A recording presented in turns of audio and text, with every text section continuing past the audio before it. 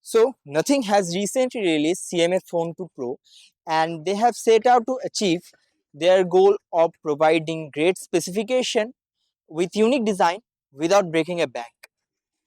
Following the principle of CMF Phone 1's launch with the whole modularity aspect of it, CMF wants to replicate the same success it got with CMF Phone 1.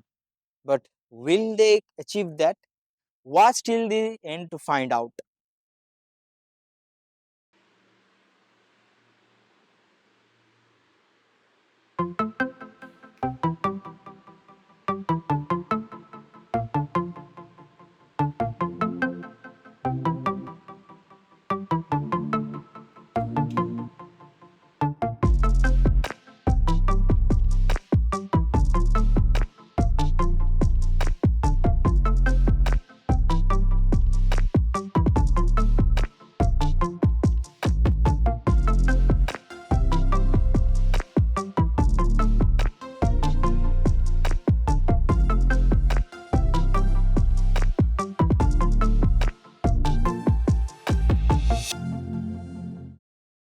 Also, do note that this review unit was provided to me by Nothing, and they did not get any editorial rights to this video.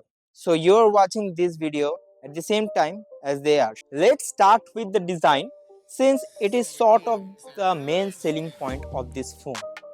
It has a pretty unique design, and I know that design can be subjective, but I really like the uniqueness of it, which helps it stand out in the sea of same looking phones.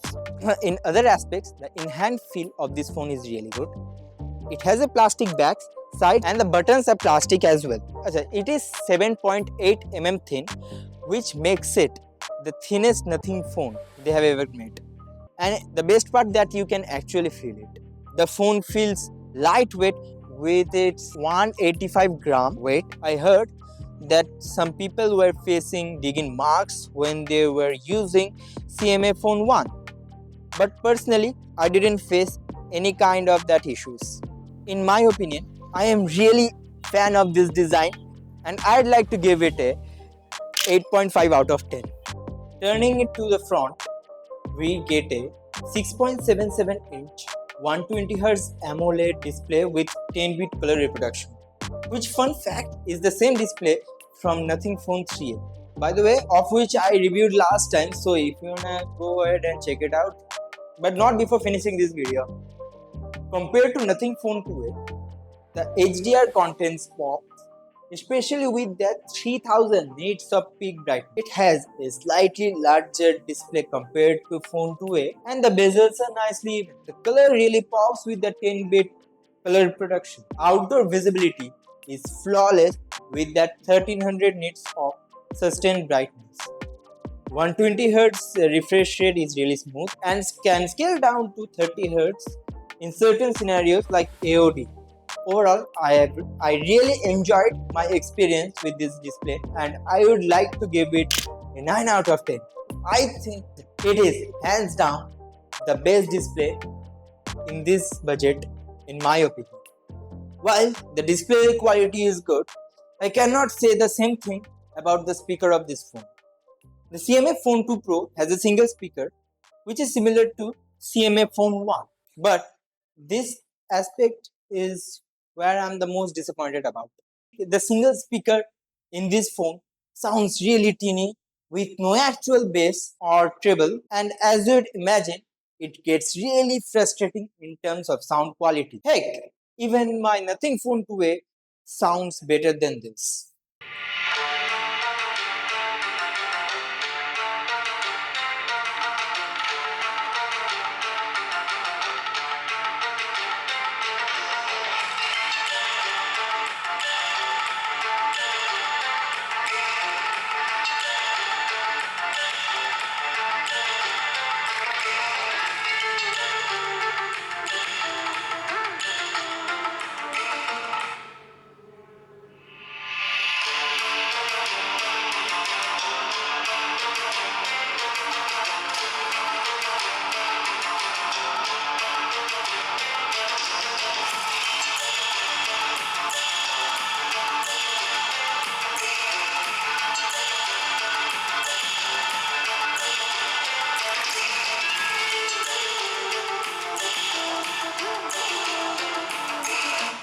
there is a 150% volume mode, but in my testing, it is marginally louder while making it sound distorted, and it also affects your speaker in the long run.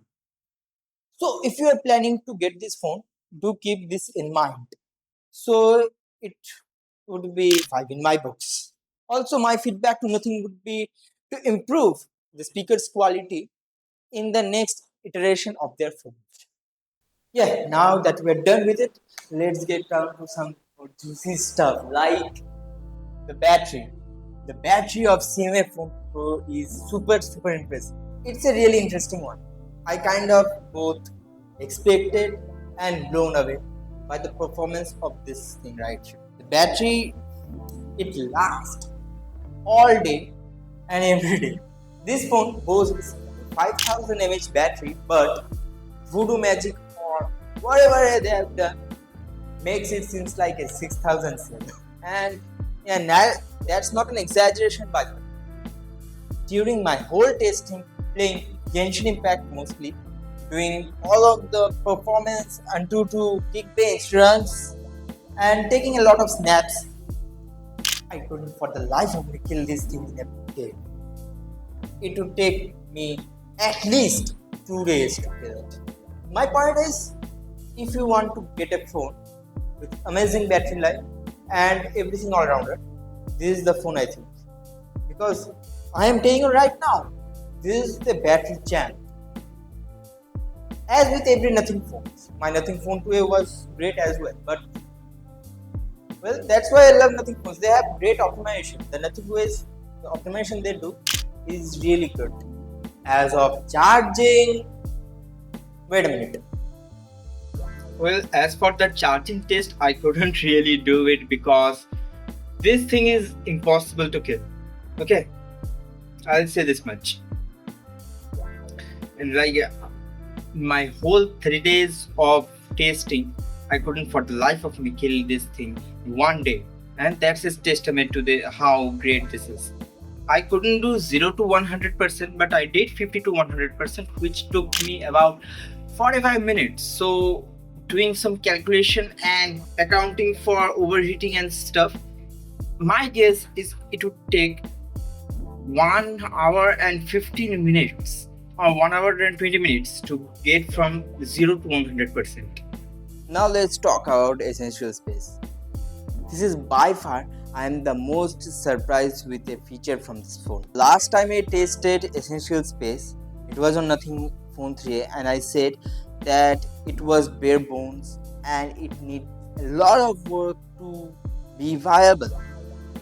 I think they have put a lot of work to improve this feature, and this time around I'm glad to say Essential Space is actually really useful.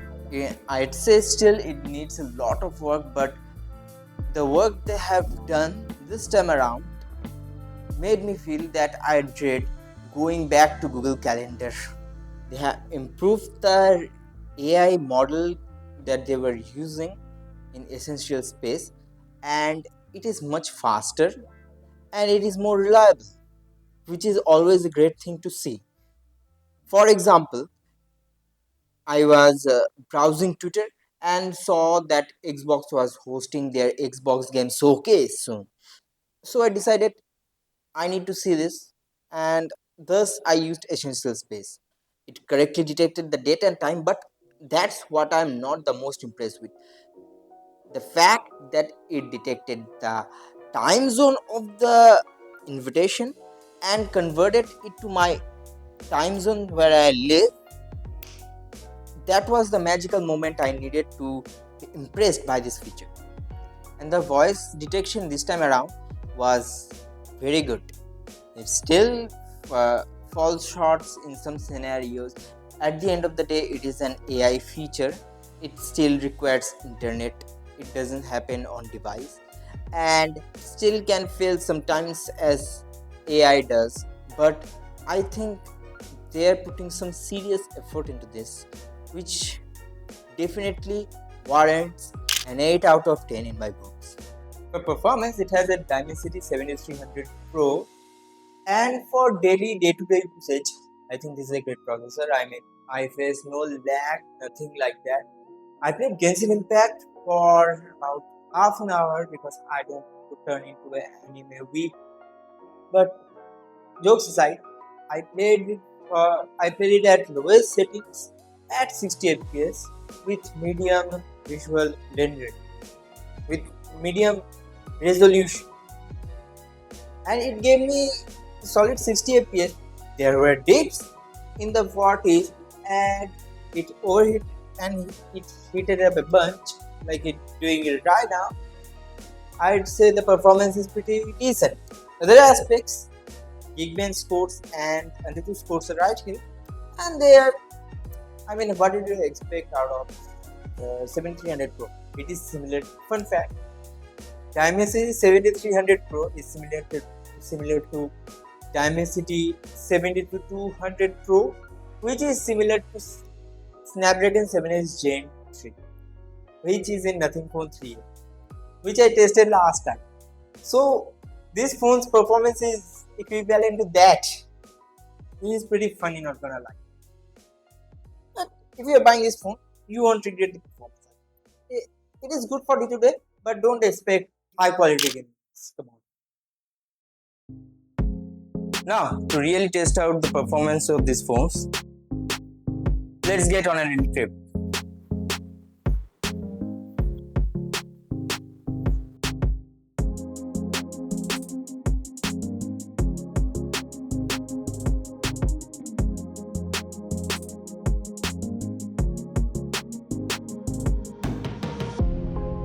I was wrong about CMF Phone 2 Pro's camera. If you have seen my last video, I was really criticizing this phone's camera, especially the 2x telephoto. But since then, my views have changed. I've been really testing this phone through and through, and I'm really happy to say this camera is one of the best in this budget. Now I'm getting a bit ahead of myself. Let me talk about the cameras themselves. So you get a 50 megapixel main sensor. It's Samsung GN9 sensor. It has a f1.88 aperture and it is 24 millimeters equivalent. The shots from this main sensor comes out really good. The dynamic range is good. The colors can be a bit too saturated at times, but at this point it is a nothing problem. I think their eyes have a bit too much saturation. I don't know, just because the same problem has been bugging me in my phone 2A as well, but I digress. Overall, the shots come really good and I have no complaints with it, but I cannot say the same thing about the 8 megapixel ultra wide omnivision sensor that comes with this. The shots looks blurry, there is no detail. It is a bad sensor, but what can you expect from a 8 megapixel ultra wide sensor? Yeah, it's a bad one. But by far the best camera of this phone is the 2x telephoto. There I said it, because the shots that comes out of this 2x telephoto lens, which is a omnivision sensor, is really good, and they seem to have fixed the focus breathing issue I was having initially with this phone with the latest software update. So the shot comes out crisp, reliably, and the portrait shots looks good, the macro shots looks good, and the color balance, the dynamic range, and all those stuffs are impressive as well. Now there were occasional blue shift in tones in certain shots, but they were in extreme rare cases. So I think if you are looking forward to buy this phone only for the cameras, I'd recommend. It also has a 16 megapixel selfie camera. They didn't specify which sensor, but the quality comes out passable, I'd say. Not decent, not terrible, passable. The skin tones comes out good actually, but there is not much detail. In terms of video quality, the front camera supports up to 1080p 30 fps. The back cameras supports up to 4K 30, but not ultra wide. Ultra wide only supports up to 1080p 30. It's a bit confusing, I know, but still. And if you want to record 4K 30 in this camera, you have to switch between the lens before hitting the record button, because it doesn't automatically switch while recording. That functionality is only available at 1080p 30 fps. In terms of video quality, I think the camera quality is decent. There can be exposure shift, drastic exposure shift. The color can go haywire at times, but it is usable. I think nothing should focus on the video quality next time, because that is the aspect I faced the most issue with. It is 7.8 out of 10 in my books. So, what do I think of this phone? Uh, Frankly, I enjoyed my experience with this phone. I truly think that nothing has done something special here. This phone truly is one of the best phones in this budget, under 20k. Everything this phone offers is incredible. The camera is good, the battery life is good, and the reason I couldn't do the charging test fully, the performance is decent. There are better phones for certain, like performance centric phones available in this budget. Like I saw one phone with Dimensity 9400E, which is crazy, and there are other types of phone, but no other phone come close to this in terms of offering everything in one package. And that's what I think is nothing specialty is. If you wanna get this phone, I'd recommend getting this phone. This phone is right here, is Shubh recommended, and I'd give it a 8.5 out of 10. Thank you so much for watching this review. This review was consist of me using this phone for 30 days under Nothing India Community Review Program. So shout out to everyone, especially Deepanshu, who helped organize this whole thing. And without him, this won't be possible at all. So yeah, and thank you so much for watching. To you guys, without your support, I won't be qualified to even review this product. So yeah, thank you so much for watching. Adios.